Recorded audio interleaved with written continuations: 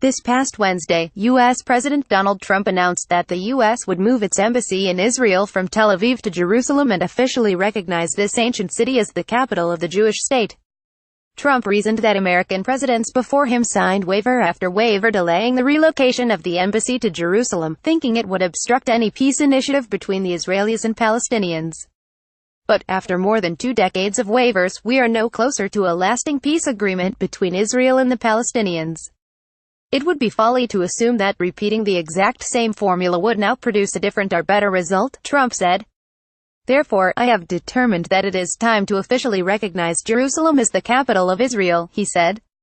Trump's America has once again broken ranks with international consensus that Jerusalem's status should be decided in a final peace agreement between Israel and Palestine.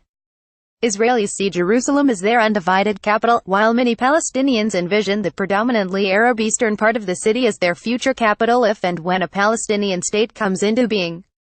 But Trump couldn't wait. He wanted to go down in history as the first U.S. president to break ranks with past American leaders, as if this is some sort of great achievement.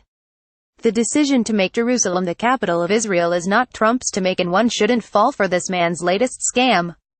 The Israeli parliament passed the decision into law in 1995.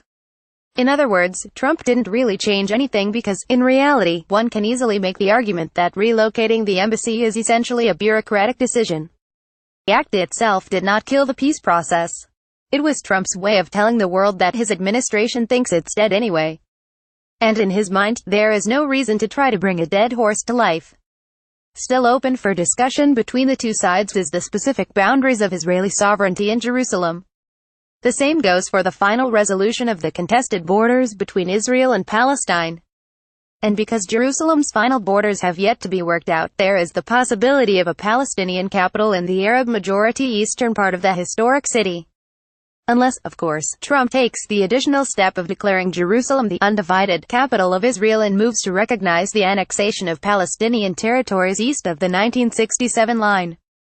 But if recent decades are any indication, America's position on the annexation of Palestinian lands doesn't mean much given the fact that the Israelis continue to build homes and expand municipality areas east of the Old City towards what many Jewish politicians refer to as undivided Jerusalem. Build-up of Israeli residential areas in occupied territory is not only illegal in the eyes of much of the world community but a controversial issue in Israel as well, especially among people who support the idea that East Jerusalem could one day become the capital of Palestine as some Palestinians envision. But this does not mean Trump's decision to relocate the embassy did not come with a price. Trump's move was a stab in the heart for the Arabs, who see the move as something more than just normal bureaucracy. It could have been one of those "if you don't mind, then it doesn't matter" situations. But in this case, the Palestinians mind, and they do mind greatly.